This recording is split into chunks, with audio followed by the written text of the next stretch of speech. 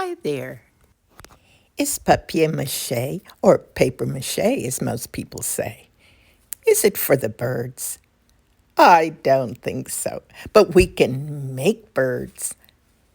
Welcome, this is Rozani, and here are a few examples of what can be made. It's lots of fun to do. With a few simple shapes, we can make all kinds of birds. Here I've begun working on some parrots. The basics are the same. I just add different types of beaks, and they could be made in different colors. I like to experiment with all kinds of papers, using liquid starch, of course. I still have to add wings and work on the tails and more details.